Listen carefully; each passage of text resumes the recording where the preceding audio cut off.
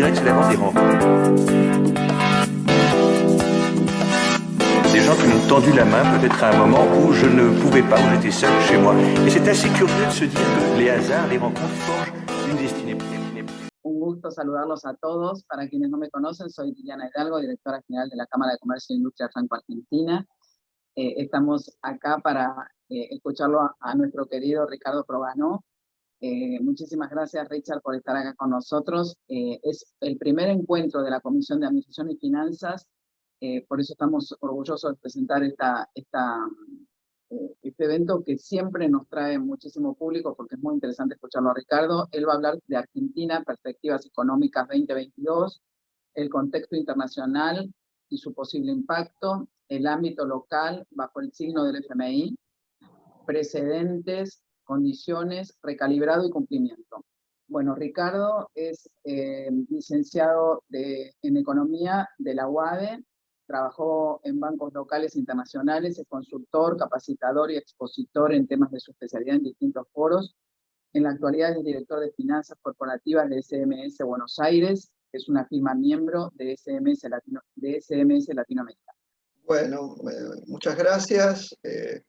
Gracias a todos los presentes por asistir a la charla y por supuesto también muchas gracias a la Cámara por haberme invitado y darme la posibilidad de dirigirme a todos ustedes en estas circunstancias. Bueno, yo quería empezar con una referencia que más que económica es literaria, pero que creo que nos puede servir, ¿no? Ustedes seguramente conocen, y muchos deben haber leído algo de Roberto Arlt, que es nuestro gran autor, quien escribió Los lanzallamas, Los siete locos, Saverio el cruel, etcétera, etcétera. Arlt también escribía mucho en periodismo, digamos, sus famosos aguafuertes, ¿no es cierto?, que eran unas semblanzas muy interesantes sobre distintos temas. Y yo quería referirme a una que escribió Arlt que se llama La inutilidad de los libros, ¿no?, que es muy irónica, muy ácida, muy a lo Roberto Arlt, también muy autocrítica. Y entre otras cosas, en ese aguafuerte hay una frase de Arlt que yo quería mencionar acá que dice, literalmente, ¿no?, los que escribimos lo que hacemos es desorientar a la opinión pública.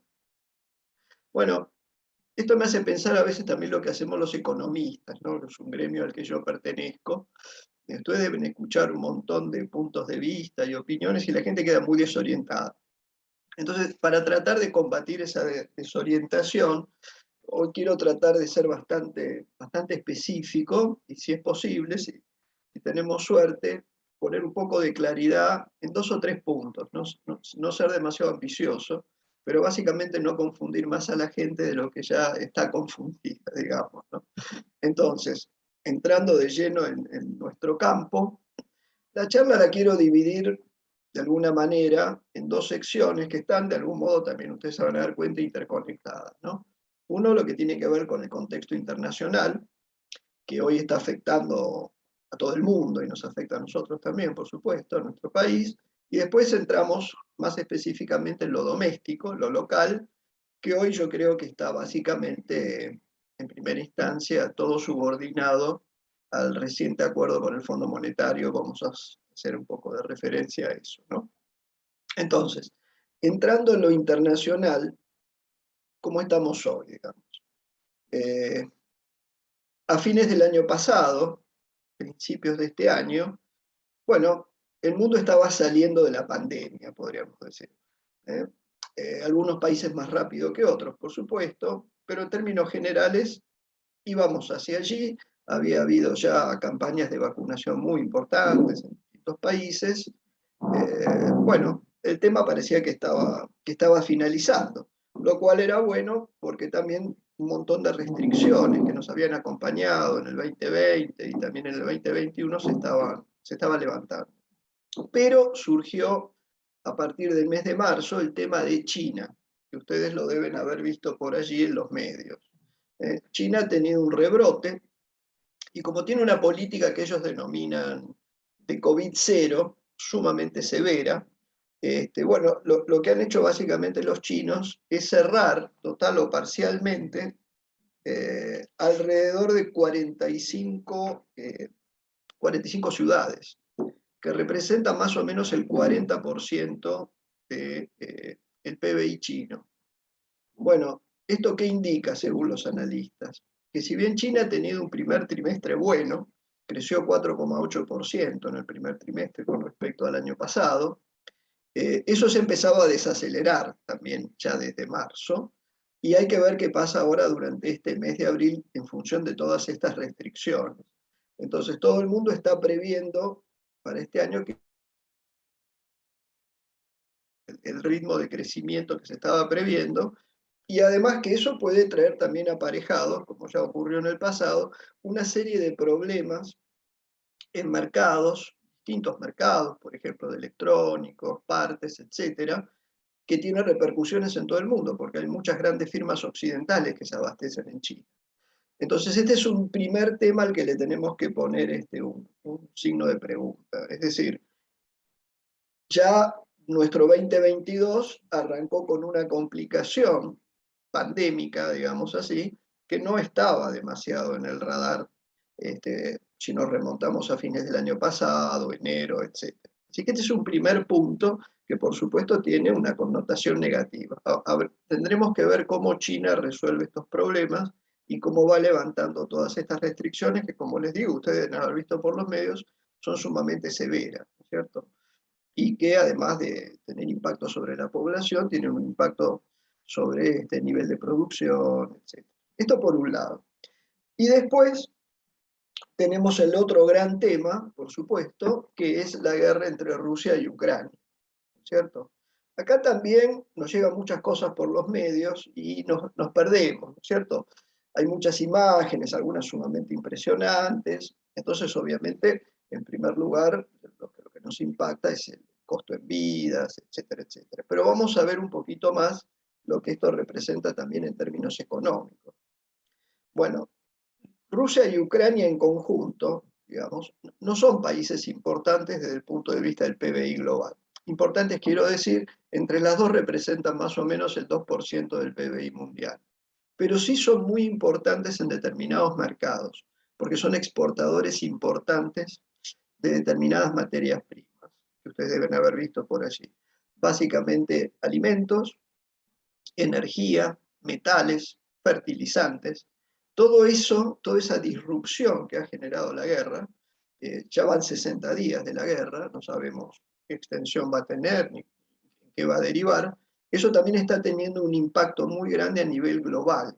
Yo les quiero comentar 2 o 3 cifras para que tengan idea. Ya están empezando a salir, por supuesto, estudios con pronósticos, todos, por supuesto, sumamente limitados, porque no sabemos cómo se va a desarrollar la guerra, por supuesto, cuánto va a durar, si se va a extender o no, no lo sabemos, pero ya están empezando a salir por parte de organismos multilaterales una serie de pronósticos, y yo los quiero compartir algunos con ustedes. Ya a mediados de marzo, la OCDE había pronosticado que la guerra, siempre dentro de estas limitaciones que les comento, iba a representar para el mundo una caída del 1% del PBI. Es decir, se estaba previendo para este año un crecimiento mundial del 4,5 y ya lo estaban corrigiendo al 3,5 por impacto de la guerra. Y además, en un mundo que ustedes saben ya tenía un problema de inflación antes de la guerra, están considerando que esto le añade 2,5 puntos más a la inflación mundial, lo cual eso representa un problema para mucha gente y para muchos países. Yo le pedí después, seguramente se los hará llegar la gente de la Cámara, que les distribuya a ustedes un trabajo que es de este mes, del Banco Mundial, sobre pronósticos económicos para Rusia, Ucrania, Europa Oriental y países de Asia Central, que son los directamente impactados por la guerra. Esto después, por supuesto, ustedes deben haber visto, tiene reverberaciones sobre todos los países, como les estoy comentando. Ustedes deben haber visto los problemas de abastecimiento que hay en Francia, los problemas de inflación por temas de energía que está habiendo en España, etcétera, etcétera. Entonces esto toca a todo el mundo, nos toca también a nosotros, ¿no? Pero en ese material que yo le pido después a la Cámara que se los haga llegar, si ustedes tienen un poco de tiempo, es muy interesante, y sobre el final van a ver análisis pormenorizados país por país para estos países que les comento, ¿no? Rusia, Ucrania, Europa Oriental y Asia Central, que son muy interesantes. Y les tiro algunos números para que ustedes se den cuenta de la magnitud del problema, ¿no? El Banco Mundial está diciendo que este año, a cómo están las cosas, el PBI de Ucrania va a caer 45%, es decir, una cosa catastrófica.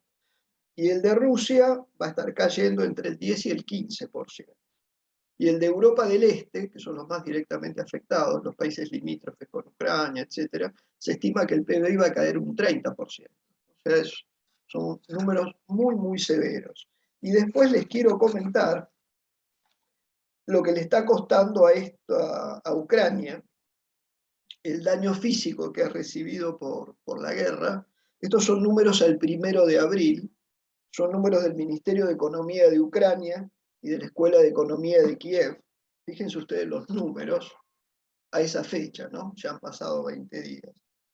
Ellos consideran que la destrucción de carreteras, ferrocarriles, puertos, puentes, edificios residenciales y otros, como aeropuertos, fábricas, hospitales, etcétera, a esa fecha ya representaba 68.000 millones de dólares, que es un tercio del PBI de Ucrania, un tercio del PBI de Ucrania.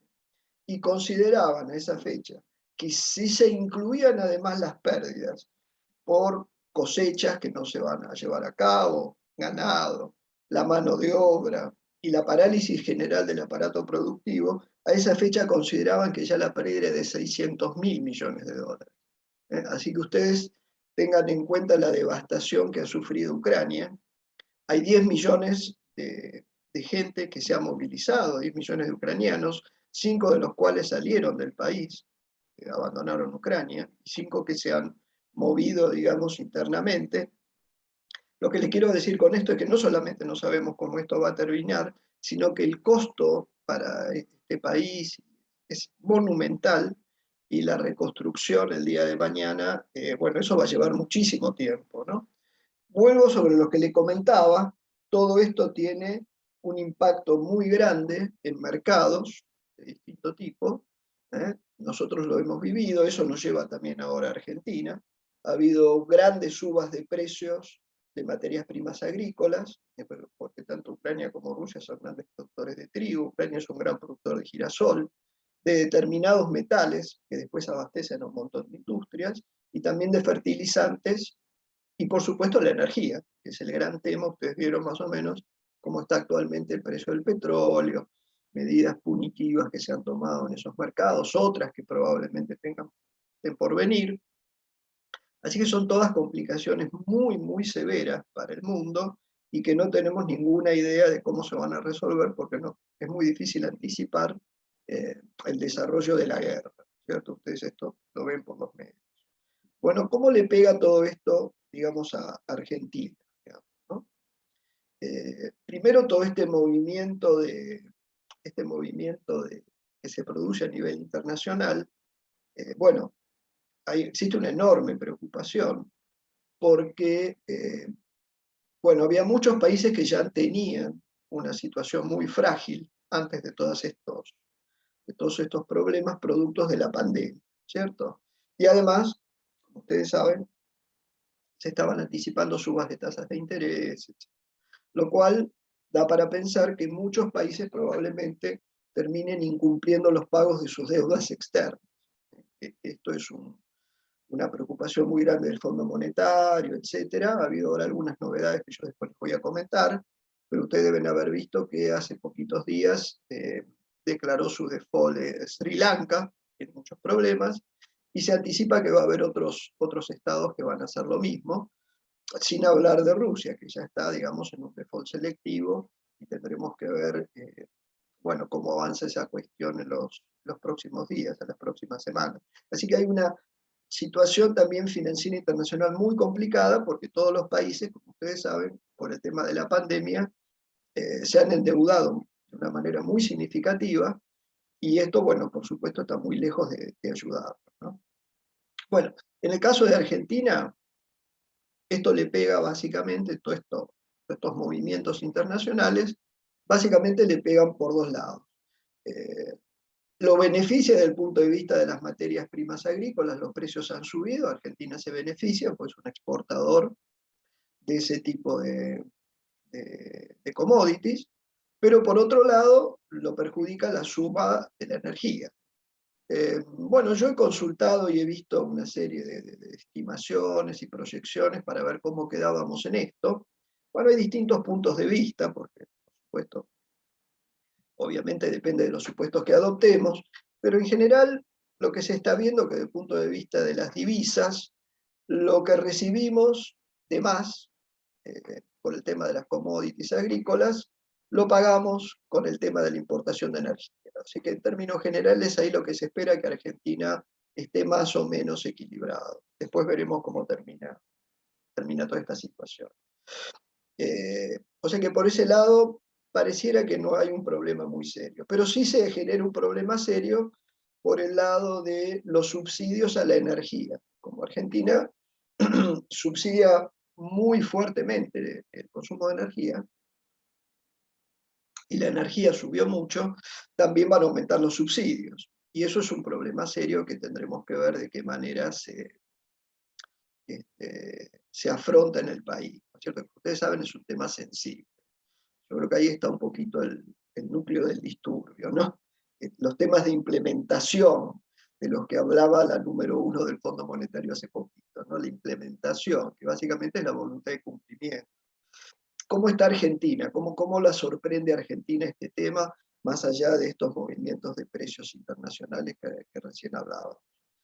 Bueno, Argentina, con mucha demora, finalmente en marzo, llegó a un acuerdo con el Fondo Monetario Internacional, un acuerdo muy sui generis, porque en la práctica, digamos que es un acuerdo de facilidades extendidas, pero no tiene básicamente ningún requerimiento en materia de reformas estructurales. Desde ese punto de vista, es un acuerdo muy liviano para Argentina. Además, no solamente se plantea hacer el rollover de una serie de cuotas, sino que se nos ha dado más dinero en la práctica, al firmarlo para reconstituir reservas de Banco Central. Así que diría que es un acuerdo muy light, donde lo único que se ha buscado básicamente, porque ha habido un reconocimiento de falta de posibilidades prácticas, lo que se ha buscado es, como diríamos en el barrio, patear las cosas para adelante. Y que el tema el día de mañana se resuelva con otra administración, con otro poder político, etc. Entonces, aquí lo que se ha hecho básicamente es ganar un poco de tiempo. Lo que plantea el acuerdo, básicamente, es una baja gradual del déficit primario, muy gradual, 2,5%, digamos, de déficit para este año, hasta ahora. Vamos a hablar del famoso recalibrado, con una también reducción, un poquito más acelerada, pero también gradual, de la asistencia del Banco Central, una reconstitución de reservas, y no mucho más, digamos. Probablemente el tema más agudo, digamos, para nosotros, pero eso no es una reforma estructural, tiene que ver con la recomposición de las tarifas de los servicios públicos, estamos hablando de electricidad y gas. Donde el Fondo Monetario, si ustedes leen el acuerdo, es una lectura un poco, digamos así, árida, bastante extenso, bueno, ha acordado con el gobierno todo este tema de esta segmentación tan extraña, que tendremos que ver cómo se resuelve. El gobierno ya ha llamado esta misma semana a audiencias públicas, esas cosas hay que resolverlas en audiencias públicas, para principios de mayo, para que esto esté instrumentado en junio. De un modo u otro eso va a representar una suba de esas tarifas, pero bueno, han pasado muchas cosas y ya no sabemos si la suba que se estaba planificando es suficiente o no y qué va a pasar. Eso forma parte justamente del recalibrado. Pero si hablamos de cosas, digamos, sensibles, entre comillas, en nuestro país está este tema de las tarifas de los servicios públicos. ¿Cómo lo agarra esto Argentina? Digamos, Argentina, bueno, ustedes han visto, la inflación se ha acelerado muy fuertemente, y por supuesto el consumo viene cayendo. Yo les doy unos numeritos de la encuesta de consumo que hace el Focus Market. En el primer trimestre, contra el primer trimestre de 2021, el consumo cayó 2,2, según su encuesta. Piensen siempre que el consumo es el principal componente del PBI, ¿no es cierto?, visto desde el punto de vista de la demanda. Con lo cual, ya vemos muy razonablemente que el aumento de la inflación lo que va a generar es una reducción del nivel de actividad. Para este año el fondo estaba previendo un rango de crecimiento del PBI de entre el 3,5 y el 4,5, que es lo que dijo el otro día Kristalina Georgieva, que hablaba del 4, que es la mitad del rango. Eso básicamente es arrastre estadístico del año pasado y un poquitito más.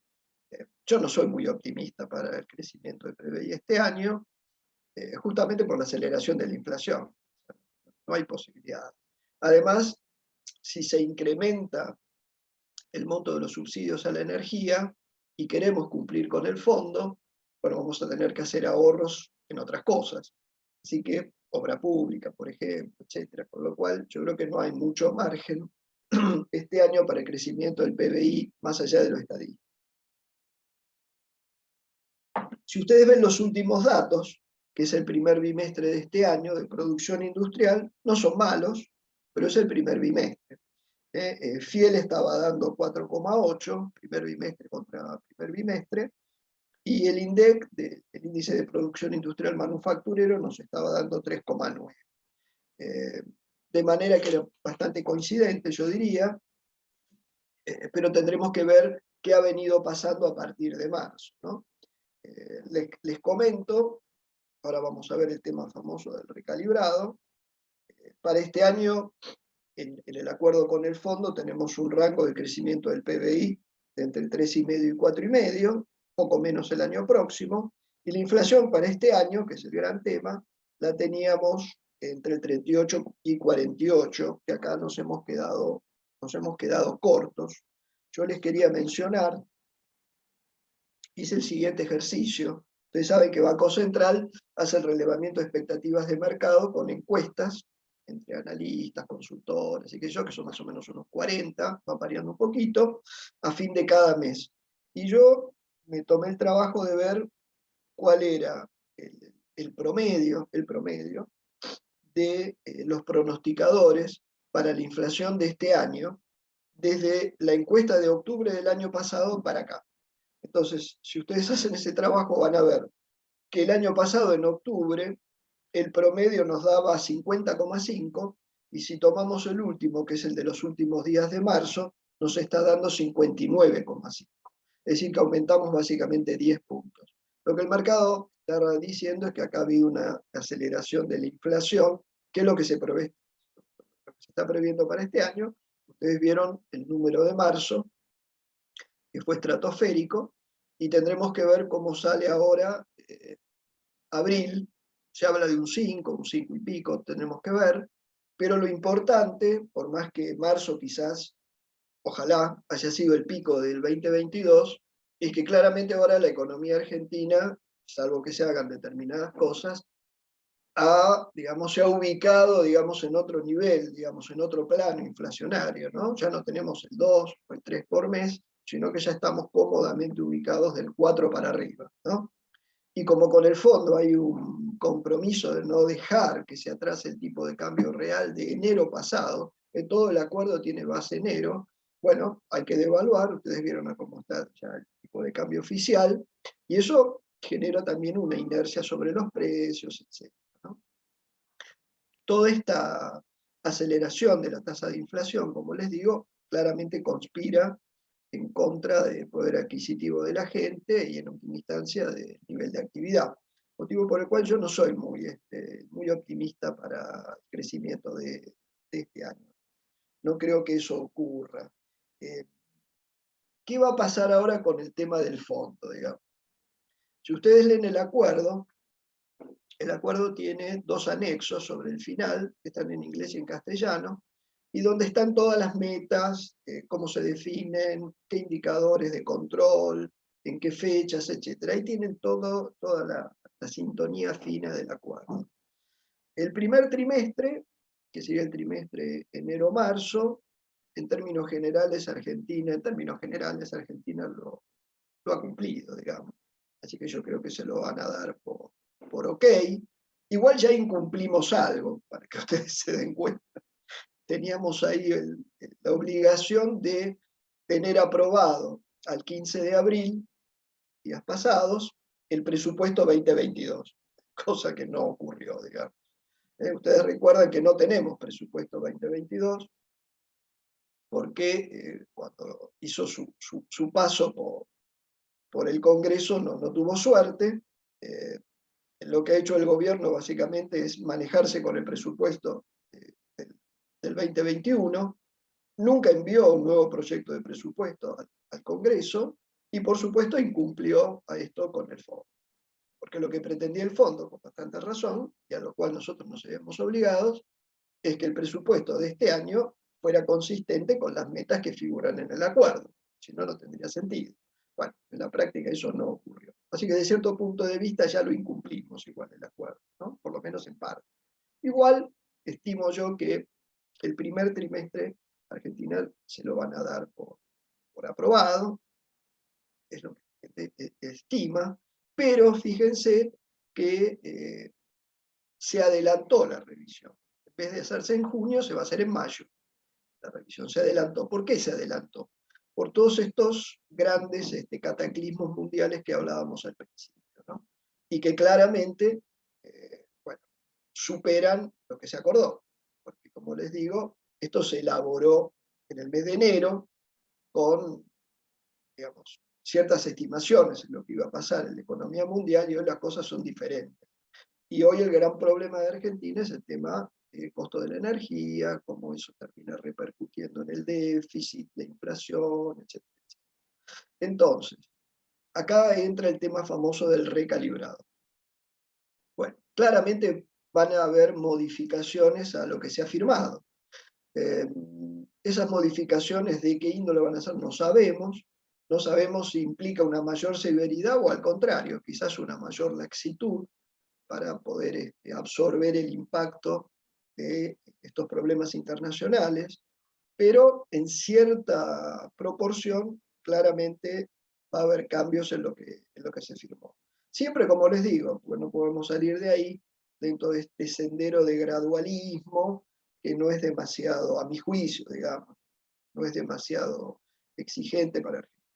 Pero viene el tema, como también dijo Kristalina Georgieva, de la implementación. Ese es el punto, la implementación. Yo puedo tener un lindo programa en los papeles, pero tengo, digamos, vocación política de cumplir esto, tengo la voluntad política de cumplirlo. Bueno, eso está por verse. Hasta ahora, bueno, Argentina más o menos parece que lo está haciendo, como les digo, llamó a audiencia pública para fijar precios de energía. Bueno, no cumplió con el tema del presupuesto, pero esos son temas que se charlarán, supongo.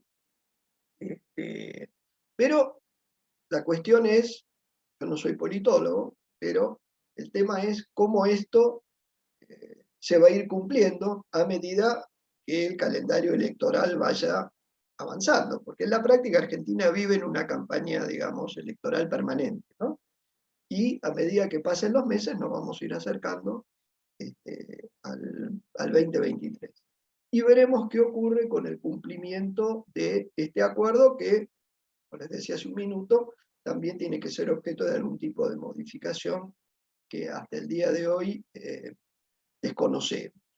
Entonces, hoy me parece a mí que las preocupaciones del fondo, comentarios que se han hecho públicos, tienen que ver con niveles de inflación que ya están por encima, digamos, de lo que se había previsto, cómo termina impactando esto en las cuentas públicas, para bien, para mal, habrá que ver, y cómo se manejan estos temas de el déficit energético, etcétera, etcétera, y después el cumplimiento, es decir, si Argentina avanza, digamos así, decididamente en el cumplimiento del acuerdo o no. Ustedes seguramente recuerdan, el año pasado se hablaba mucho de el plan plurianual que nunca conocimos, ¿no? Que nunca se explicitó. Bueno, en la práctica ahora tenemos un plan plurianual. Es lo que firmamos con el fondo. Ese es el plan plurianual. Digamos. Solamente para conocerlo tenemos que ir a la lectura del acuerdo que firmamos con el Fondo Monetario. El tema es si lo vamos a cumplir. Y eso en la práctica no lo conoce nadie. Nadie lo sabe. Nadie sabe si lo vamos a cumplir parcialmente, si negociaremos algunos waivers, seguiremos adelante o no. No sabemos qué va a pasar. Así que hoy sí tenemos un plan de hacia dónde se debiera mover Argentina, por lo menos 2022, 2023, por lo menos, pero lo que no sabemos es cuál es la voluntad del cumplimiento del plan. Como les decía, es un plan muy gradualista, que no genera en primera instancia de grandes rispideces, entiendo, pero que sí encuentra en una de esas restricciones que son de orden político, y ahí tendremos que ver cómo se resuelve. Lo que ha hecho el Fondo Monetario, esto es lo último que les cuento, y después le damos paso a las preguntas, lo que ha hecho el Fondo Monetario ahora recientemente, ustedes eso también lo pueden consultar en la página del fondo, está todo el material allí, creó digamos así, una nueva ventanilla, que se llama Fondo de Resiliencia y Sustentabilidad. ¿Qué es el Fondo de Resiliencia y Sustentabilidad? Bueno, como digo, es una nueva ventanilla y que tiene como objetivo, voy a leer, facilitar la transformación estructural para prevenir presiones sobre balanza de pagos. Es decir, vuelvo a lo que decíamos hace un ratito, están previendo que muchas naciones van a entrar en problemas de pago de sus deudas. Entonces, esto está orientado a resolver los problemas estructurales que generan, en definitiva, esos problemas de balanza de pago. Hay una cantidad de países admisibles, que son básicamente países denominados pequeños y medianos, son más o menos 2/3 de todos los países miembros del fondo, como 100 países o algo así. Está Argentina allí, o sea que Argentina potencialmente podría recurrir también al Fondo de Resiliencia y Sustentabilidad. ¿Qué da el Fondo de Resiliencia y Sustentabilidad?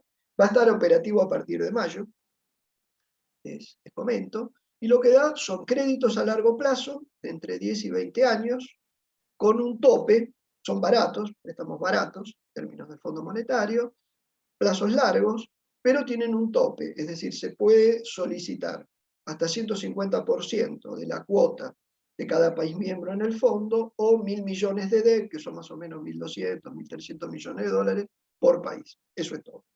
Entonces, si bien esto probablemente, si accedemos a ese fondo operativo, nos pueda dar algo más, ustedes como ven son cifras pequeñas para los niveles de deuda que maneja Argentina. Sí son importantes en una de esas para países más pequeños, que tienen problemas, que ya han sufrido problemas por caídas muy fuertes del turismo durante el año 2020 y 2021, que tienen deudas muy importantes, pero digamos son países de otra envergadura. Para países medianos, como tiene este tope de los 1.000 millones de DEC, yo creo que por lo menos para el caso argentino va a representar poco, y eso, digamos, no podemos considerarlo una ayuda adicional. Sí, la ayuda que tenemos, muy importante, es haber suscrito, como les digo, haber firmado un acuerdo que es relativamente llevadero, digamos así. Sí tenemos voluntad política de cumplir, lo cual es lo que todavía no estamos seguros.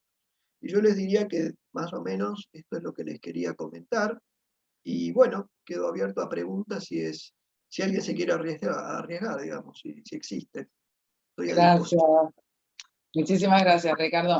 Yo pensaba, mientras escuchaba, viste que el año pasado, en 2021, la inflación fue 50,9, la inflación oficial, y el dólar oficial y el euro oficial, el euro subió 12, algo y el dólar 22, algo. Entonces, realmente, qué sé yo, las empresas que por ahí tienen activos en moneda extranjera vieron perjudicados, entre comillas, sus balances porque se evaluaba un tipo de cambio mucho menor cuando lo comparar con las mismas existencias por ahí en el activo en el año 2020 que le están multiplicados como estaban a fines de 2020 por el coeficiente punta a punta por el ajuste por inflación. No sé cómo explicarte. O sea, está la contradicción que los mismos euros, los mismos dólares que vos tengas en el activo, que los tenías a fines de 2020, evaluados a 2020, y como el ajuste por inflación te dice que lo tenés que multiplicar por el coeficiente punta a punta, se multiplica ese monto por 50,9, pero por otro lado, vos tenés las existencias a fines de 2021 valuados al valor de mercado oficial, que no podés ponerlo al blue ni a ningún otro,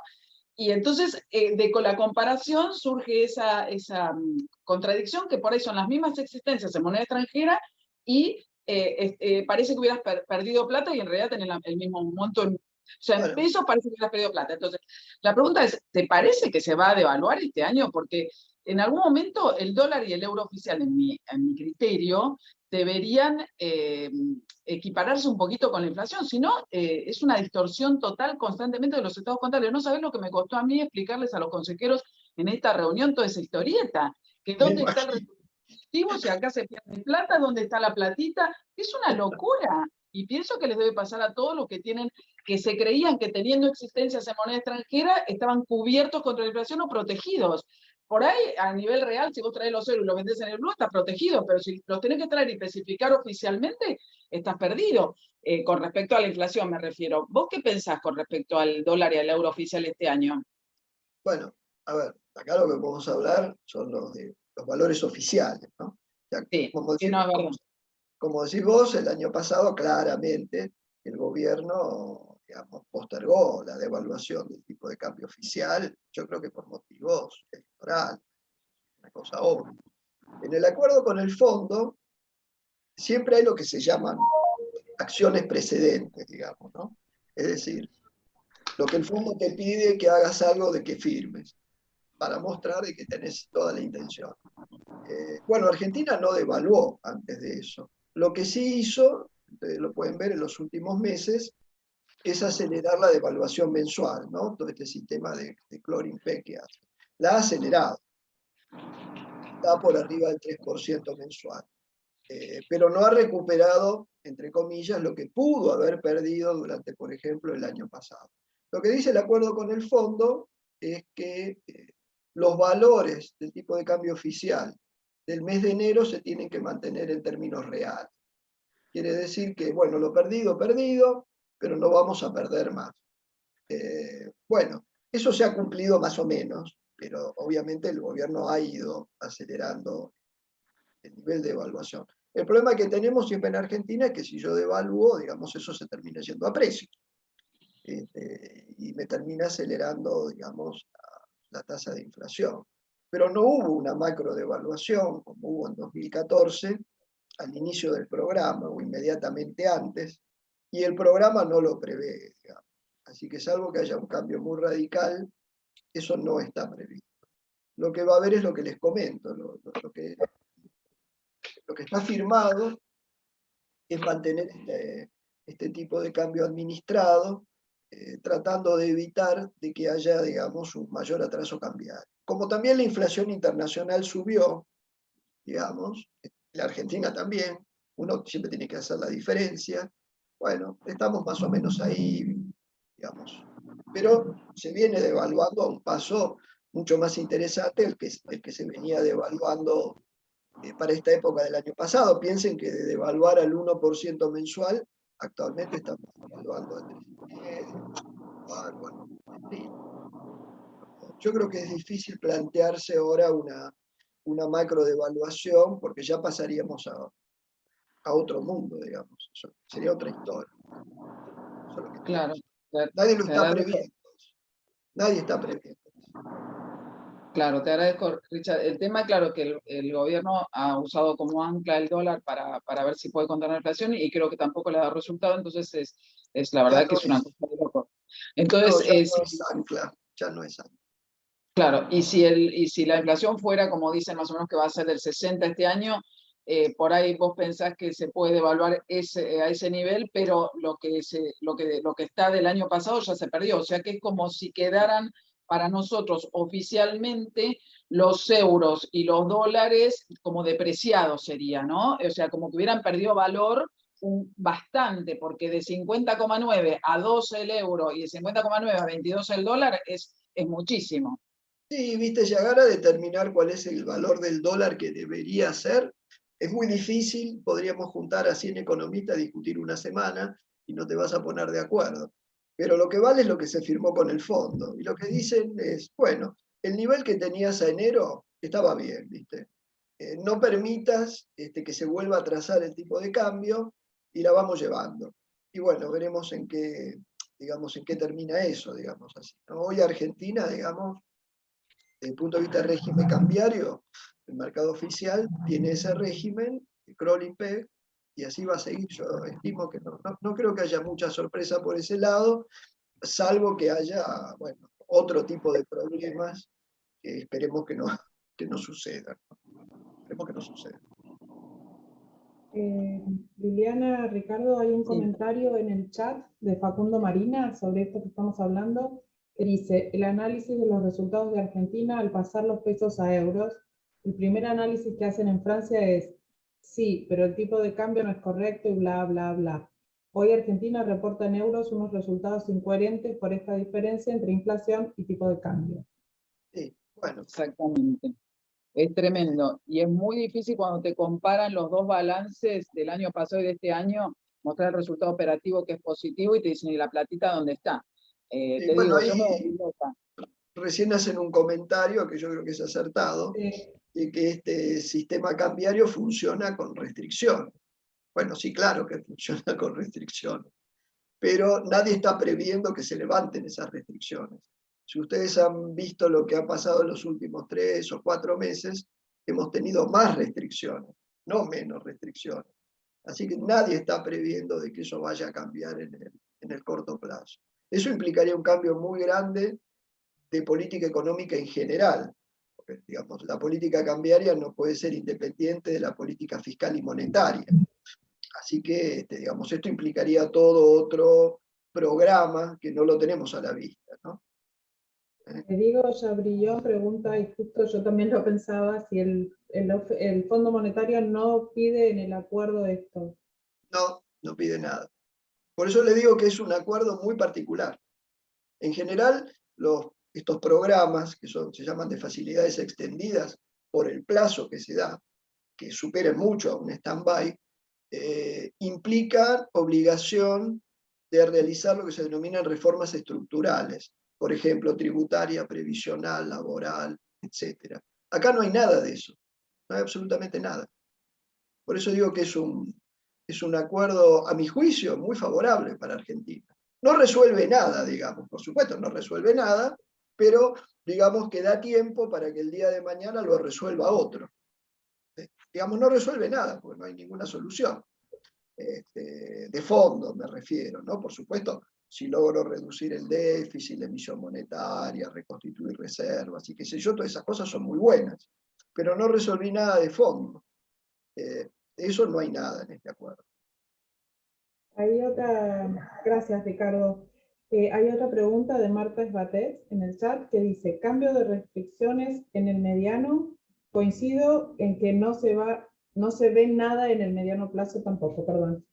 En el mediano plazo tenemos que pensar en un programa de estabilización, otra cosa, eso hoy no está a la vista. Hoy lo único que tenemos desde el punto de vista de guía, digamos, es el acuerdo con el fondo, después no hay nada, no tenemos presupuesto, así que imagínense ustedes, si un país no tiene presupuesto, así que lo único que tenemos, si queremos de algún modo formarnos un panorama hacia dónde se dirige Argentina, es el acuerdo de lo que se firmó con el fondo. El punto es, ¿lo vamos a cumplir? Bueno, eso es lo que no sabemos, si lo vamos a cumplir o nos vamos a apartar, y si nos apartamos, ¿en qué medida? Pero es lo único que tenemos, porque el gobierno no ha dado ninguna otra señal de hacia dónde se dirige, digamos. Es lo que está allí, lo que está en el acuerdo con el fondo.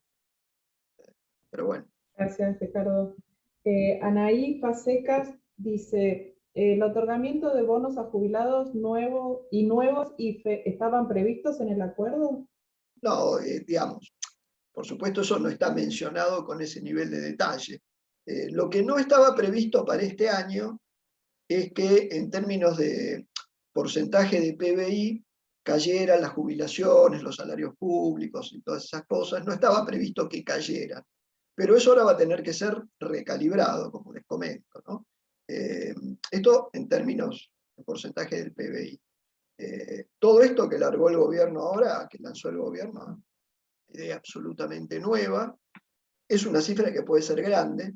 Veremos cuando se instrumenta, cuánta gente alcanza y todo lo demás.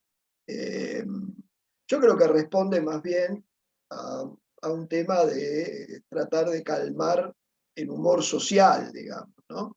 Pero por supuesto es más gasto, no hay manera de financiarlo, porque, digamos, esa idea de financiarlo a través de un nuevo impuesto, yo dudo mucho que ese impuesto algún día se apruebe.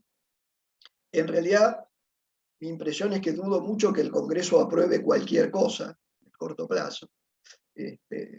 De manera que eso se va a tener, supongo, que financiar con emisión monetaria o más deuda que tome el Tesoro, o digamos, la viene tomando, ¿no? O sea, es más gasto y, bueno, no sé, como digo, cuando haya que hacer el recalibrado, cuando se haga la revisión del primer trimestre, supongo que todo esto ya va a entrar allí en la coctelera y veremos cómo queda. ¿Se reducirá el gasto de algún otro lado? ¿No? Es difícil saberlo, ¿no? Pero no, ese tipo de cosas no están previstas. Al contrario, ustedes deben haber visto que en términos jubilatorios estaba muy preocupado el Fondo Monetario por el gasto previsional argentino, que es muy alto y que está indexado, básicamente, ¿no? Pero bueno, esa Gracias, es Ricardo. harina de otro costal, digamos. Gracias. En el chat no hay preguntas, pero no sé si alguien quisiera hacerle una pregunta a Ricardo, puede habilitar el micrófono y hablar y preguntarle. Ricardo, yo pensaba cuando decías que lo único que hay es el acuerdo, ¿no? Y encima dicen que no se va a cumplir y esto que recién comentabas no se cumple y hablas de la preocupación con respecto a la jubilación y acaban de dar un bono que capaz que no está tampoco. Es como que parece cuento nunca acabar. Yo la verdad que me da un miedo terrible. Bueno, Todo. Argentina, bueno, vos sos joven, digamos, Ah, ¿qué pasa? pero Argentina ya vivió esto con el fondo. Piensen en Ah, sí, obvio. la época del gobierno de Alfonsín. Se la pasaban charlando con el fondo para tratar de cumplir con las obligaciones que tenían. Y acá es probable que pase lo mismo porque hay revisiones trimestrales, hay que cumplir una serie de objetivos cuantitativos, algunos que son mensuales. Bueno, es el monitoreo que requieren este tipo de programas. Piensen ustedes el motivo por el cual siempre el oficialismo, en última instancia, se ha resistido a firmar este tipo de acuerdos. Se ha resistido no por las condiciones en sí mismas puramente financieras, sino por el hecho que hay que comprometerse a determinadas cosas y se supone que va a haber un control y hay que cumplirlas. El problema es, en definitiva, es ese, digamos. Me tengo que sujetar a lo que firmé. Y si no, bueno, tendremos que ver de qué manera las cosas se acomodan y todo lo demás. A nadie le gusta que lo controle, ¿no es cierto? Es así. Claro. Ese es el problema que estamos teniendo ahora. Veremos cómo avanza, digamos, todo este proceso de revisiones trimestrales. Pero primero tenemos que ver, vuelvo, si me disculpan, a ver qué modificaciones se introducen en el acuerdo tal como está ahora cuando se haga la revisión en mayo, ¿no? Es decir, si de eso va a resultar algo un poquito más severo, si va a resultar algo al contrario, quizás hasta un poco más cómodo, no lo sé, digamos. La verdad que no lo sé, no sé cuál es. Ustedes saben que Argentina también, en el fondo, es un caso problemático, muy problemático, así que no sé también cuál es la actitud que van a tomar, pero que están preocupados seguro. Bueno, preocupaciones no le faltan al Fondo Monetario, pero Argentina, como es un deudor muy grande, también representa un problema. Es un problema para las dos partes, para Argentina y para el Fondo. Aquí alguien se nos se nos está... Está yendo. Bueno, chau, Se Diego. está yendo Diego, pide disculpas y No, te agradece Ricardo, dice que muy claro y saludos. hasta Sí, yo luego. pensaba, Ricardo, chau, Diego, nos vemos. Yo pensaba, Ricardo, que también el hecho de que la oposición, sobre todo, no haya, creo que fue la oposición la que no permitió que se aprobara en el Congreso el presupuesto. Se supone que cuando dieron su voto en contra, se esperaba una nueva versión del presupuesto para poder aprobarla, y estamos sin presupuesto. Eso es una locura, ¿no es cierto? Porque En realidad lo que pasó, si mal no recuerdo, o sea, en general, el proyecto de presupuesto tradicionalmente lo presenta el Ejecutivo, ¿no es cierto? Entonces, quien tiene que hacer su defensa en el Congreso es el oficialismo. Bueno, el oficialismo retiró el proyecto. Es decir, cuando vio que no iba a tener los votos necesarios para aprobarlo, lo retiró. Con lo cual nunca se votó. ¿Qué debería haber ocurrido? Lo que debería haber ocurrido es que el Poder Ejecutivo negociara, junto con el Congreso, otro presupuesto, que todo el mundo estuviera dispuesto a levantar la mano. Eso no pasó. Por eso el acuerdo con el fondo establecía que el 15 de abril el gobierno tenía que tener un presupuesto aprobado, cosa que no ocurrió, porque nunca mandó otro proyecto, ni negoció otro proyecto. Claro. ya Entonces, empezamos sin cumplir un punto fundamental del acuerdo, porque si el acuerdo preveía que el 15 de abril teníamos que tener un presupuesto aprobado, y además el acuerdo este se firmó, si mal no recuerdo, a fines de febrero, fue, qué sé yo, no me acuerdo, el principio de acuerdo con marzo. el fondo lo aprobó el 25 de marzo.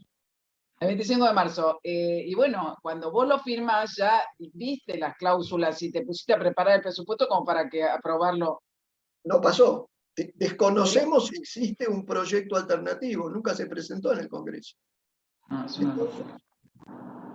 Lo más probable, yo creo, se especulaba con que iban a sacar un presupuesto a través de un decreto de necesidad y urgencia. Lo veo difícil esto. Puede ocurrir, pero lo veo difícil porque el presupuesto tiene muchas cuestiones metidas adentro, ¿no? Lo que sí ha hecho el gobierno, ha sacado 2 o 3 decretos haciendo modificaciones al presupuesto del otro año, del 2021, que es con el que se está manejando. Pero eso no es de lo que estamos hablando. Y yo no creo que, digamos, el gobierno termine presentando un presupuesto ahora. O sea, ya tendría que estar, imagínense que ustedes, en la fecha que estamos, el gobierno tendría que estar preparando su presupuesto del 2023. Claro. Así que la verdad, no sé, supongo que ese punto se discutirá ahora con el Fondo Monetario en la revisión y llegarán a algún tipo de acuerdo, que no sé cuál es, digamos. Pero evidentemente, si el gobierno no impulsa el tema, y parece que no lo impulsa, es que considera que no se lo van a aprobar. Que mande lo que mande, no se lo van a aprobar. Entonces, Claro. como el costo político es muy alto, no manda ninguno. Supongo que pasa por ahí, digamos.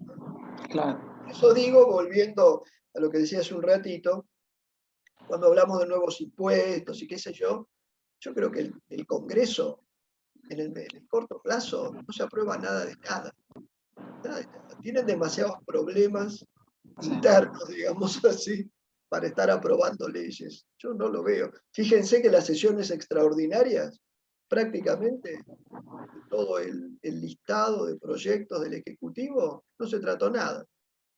Y las ordinarias empezaron y tampoco pasó nada. Así que no. Yo creo que está en un estado de semiparálisis el Congreso. Ojalá, por supuesto, salga de ese problema, ¿no? Aquí me preguntan algo. ¿Qué dice? Ricardo, Elías, Es no mi sé si la punto de viste. vista muy personal lo que les digo, ¿no? Yo no conozco digamos, los entreveros ahí, las cosas, las discusiones de la política, ¿no? Pero me remito a, digamos, a ver lo que veo, digamos, ¿no? No tiene actividad básicamente el Congreso. No sé. ¿Cuál era la pregunta, Clarisa? Disculpa. Sí, perdóname, que yo hablé sobre, vos estabas hablando y yo te interrumpí. Elías pregunta, dice, quizás es una pregunta muy amplia, pero siendo optimista, ¿cuál es su punto de vista con la economía argentina de acá a 5 años? una utopía. Bueno, ahí les voy a contar una anécdota de algo que contó Juan Carlos de Pablo, que me gustó mucho, que lo escuché una vez. Él decía que lo habían contratado de una firma europea, ¿no? Él era consultor de una firma europea y como viajaban hacia Argentina funcionarios de alto nivel de esta firma, le habían pedido que él diera una exposición. Y le habían pedido puntualmente que él dijera qué iba a pasar en Argentina en los próximos 8 años. Bueno, llegó el momento y Juan Carlos dijo, bueno, acá me han preguntado qué va a pasar en Argentina en los próximos 8 años. Y yo les respondo, va a pasar de todo. Y yo creo que para los próximos 5 años lo mismo, va a pasar de todo. No sé lo que va a pasar, nadie lo sabe. Eso es imposible de determinar, digamos. Tenemos, bueno, estimaciones y proyecciones para dentro de 1 año, 2, o qué sé yo, que las podemos tomar como, bueno, ejercicios que sirven para pensar y que están elaborados por fuentes, digamos, sólidas. Pero eso no quiere decir que esas cosas vayan a ocurrir, porque Argentina es como el libro de fútbol de Dante Panzeri, es dinámica de lo impensado. Así que en la práctica nadie sabe lo que va a pasar, nadie lo sabe. Sí, acá me dicen de la falta de previsibilidad, claro, por supuesto. En realidad la previsibilidad la da el acuerdo con el fondo. Esa sería la previsibilidad. Lo que no sabemos, vuelvo sobre el punto, es cuál es la voluntad del cumplimiento del gobierno. Esto no es que lo digo yo porque tengo no sé qué información, eso es lo que dice todo el mundo. Es decir, el gobierno cumplirá, ¿hasta dónde cumplirá? No lo sabemos. La verdad que nadie tiene idea de eso. Probablemente podríamos tener una respuesta para eso, por ejemplo, sobre fines de año, donde ya hayamos tenido algunas revisiones y hayamos visto lo que ocurrió. Todavía no lo sabemos porque esto recién arranca, ¿no? Sí. Ahí hay otra pregunta, Clary. Sí, la acabo de ver. Ahora no quería interrumpirlo de nuevo, Ricardo, que no me No, está estaba bien. interrumpiendo, pobre. Esteban Fernández Krause dice, ¿va a haber más aumentos en la carga impositiva como el anuncio del gobierno sobre el impuesto a la renta inesperada?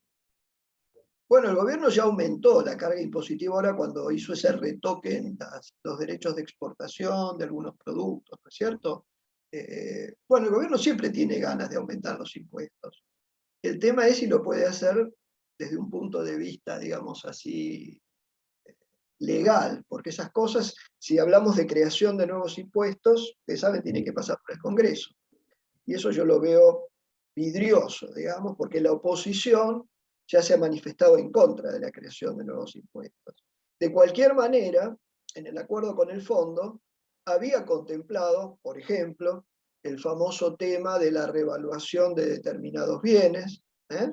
¿Se acuerdan? El tema de los inmuebles, etcétera. Eso está en el acuerdo con el fondo. Está el tema también de transformar el impuesto a los combustibles líquidos, que hoy es un monto fijo, y que está bastante desactualizado, en un impuesto ad valorem. Ya había algunas cosas, pero el corazón, digamos, el corazón no era tanto, digamos, un gran incremento de la carga impositiva, allí no estaba contemplado. Pero eso no quiere decir que no pueda ocurrir.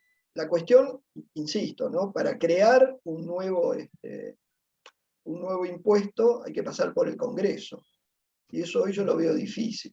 Puede ser que haya este tipo de retoques, digamos así, en cosas ya existentes. Pero piense que también hay litigios sobre el tema de los derechos de exportación. Bueno, es una situación, yo diría, bastante complicada, digamos. Hoy, desde el punto de vista de impuestos, lo que le juega a favor del gobierno es la inflación, es otro impuesto. De ahí recauda mucha plata, digamos. Le trae otros problemas, pero por ahí recauda. Gracias, Ricardo. Bueno, tengo un comentario de Leandro Mancuso sobre lo que hablábamos del acuerdo y la previsibilidad. Dice, un acuerdo como tal, no un acuerdo entre comillas, como el que se hizo, donde, como bien dijiste, se patea el problema para adelante, perjudicando al próximo que tome el mando. Y tengo una pregunta de Renato Sibeli. Tengo dos preguntas ahora. Una de Renato Sibeli que dice, bueno, ahora salieron todas las preguntas, hay tres. Estamos ya sobre la hora, pero bueno, está bueno que la gente empiece y se anime a preguntar. Renato Sibeli, ¿cuáles serían las consecuencias a corto plazo si el gobierno no cumple con el fondo? Bueno,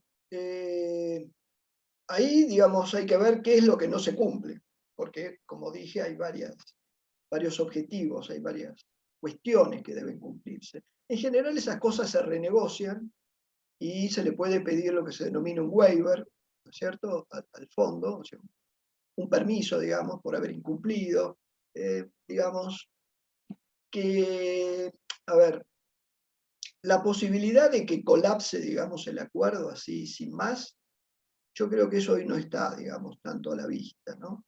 Lo que creo que es más factible es que haya esas especies de renegociaciones permanentes, como había en la época del gobierno de Raúl Alfonsín, ¿no?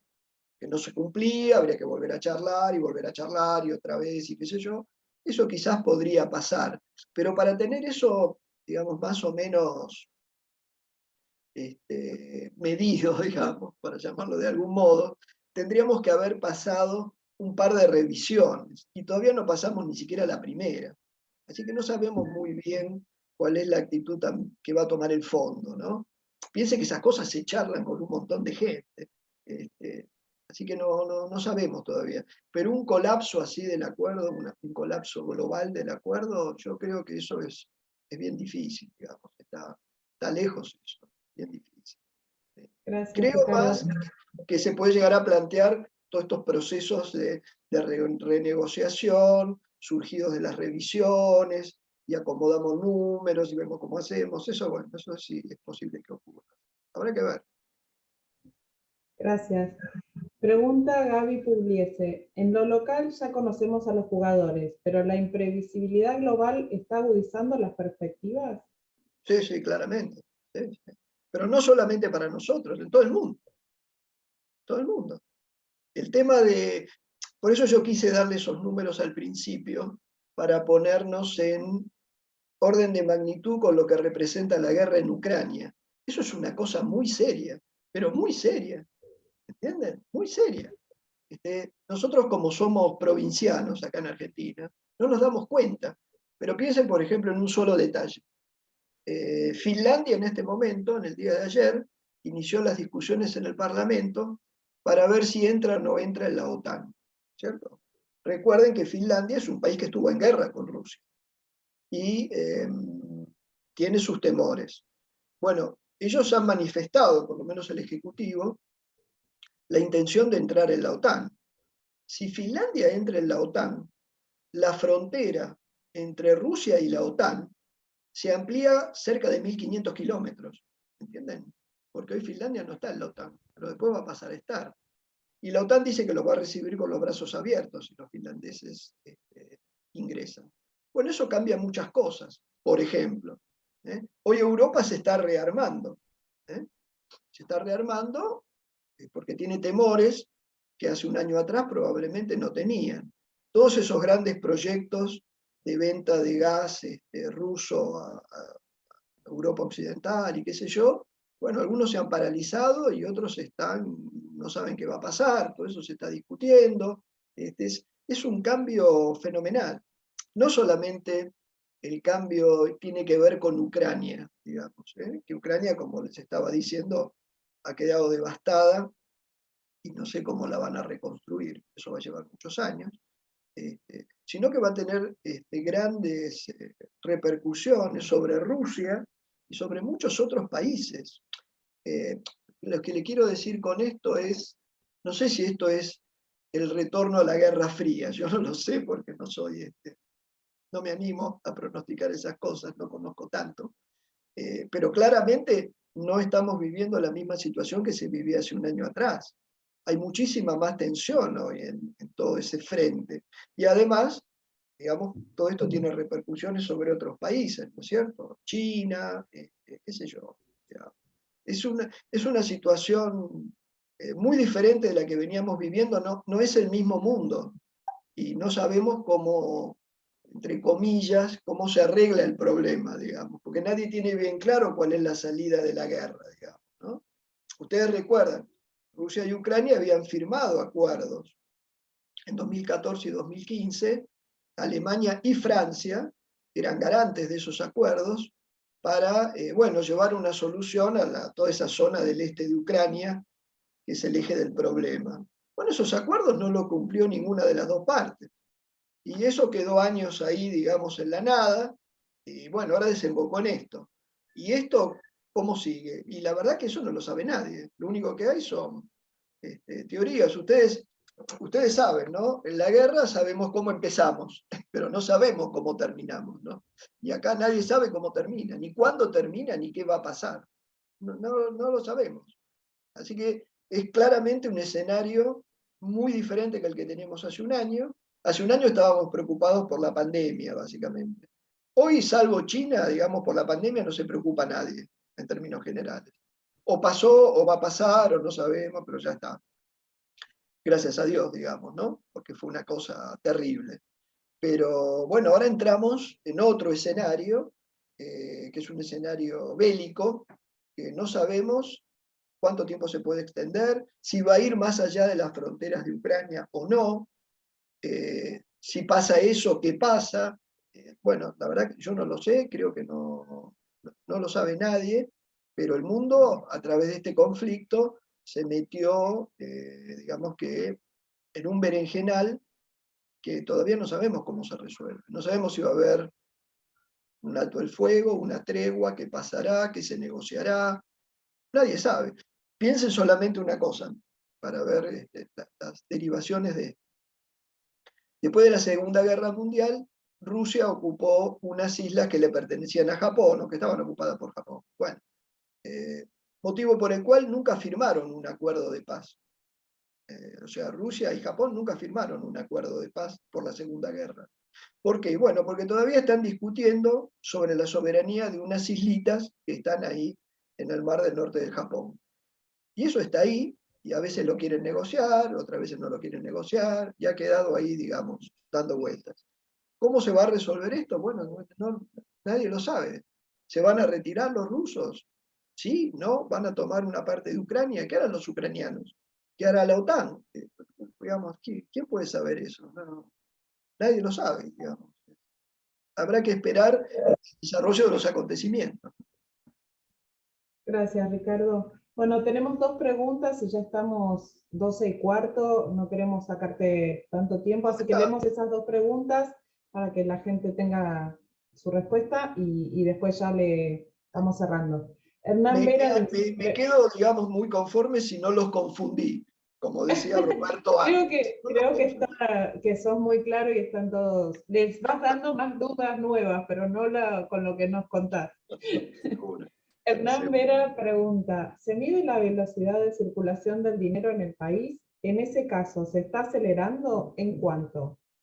Sí, la velocidad de circulación la mide el Banco Central. ¿Sí? En general, la velocidad de circulación de dinero en una economía, digamos, estable, es algo bastante estable, no se debería mover demasiado. Digamos, en alta inflación, como la gente se quiere sacar de encima los pesos, es probable que se acelere, digamos.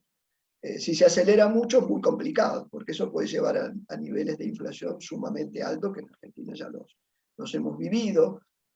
Bueno, Dios quiera que eso no ocurra, que no lleguemos a niveles de fuga, digamos así, de la moneda nacional importante, ¿no? Pero sí, eso son datos que tiene el Banco Central, los pueden consultar.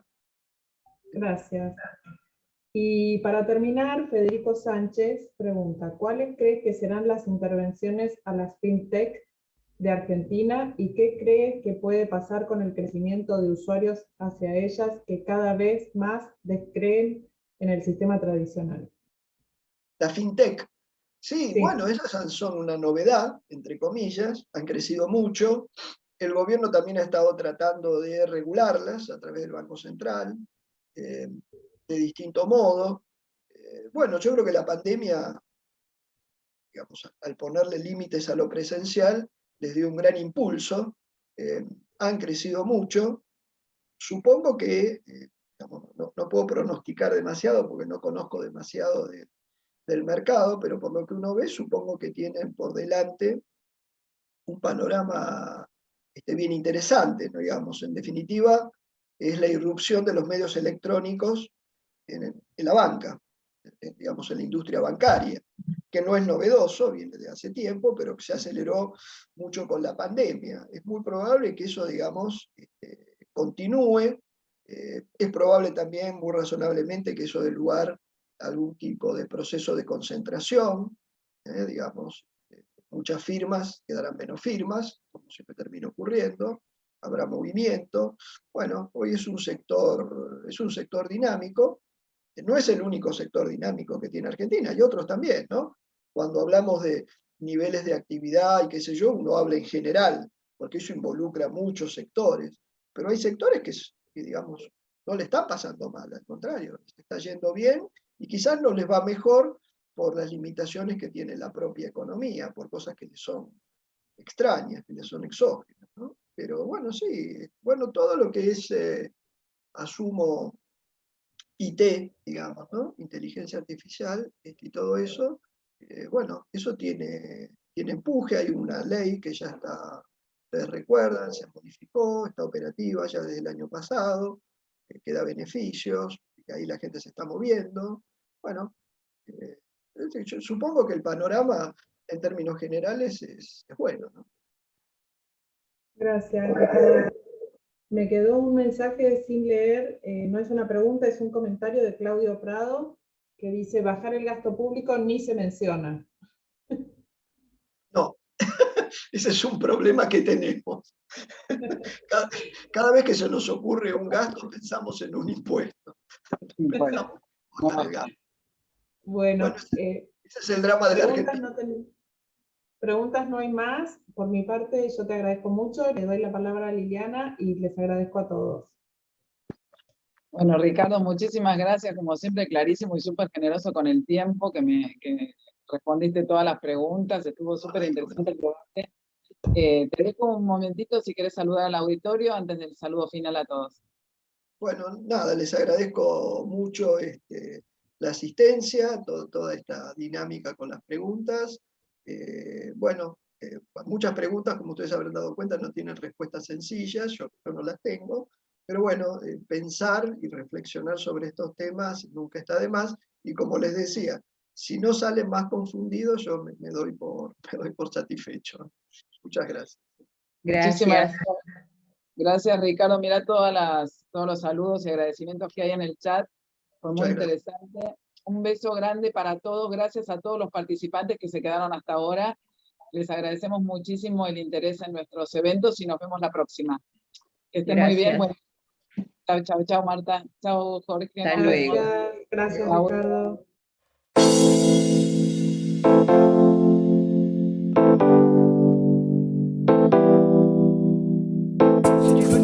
S'inscrit.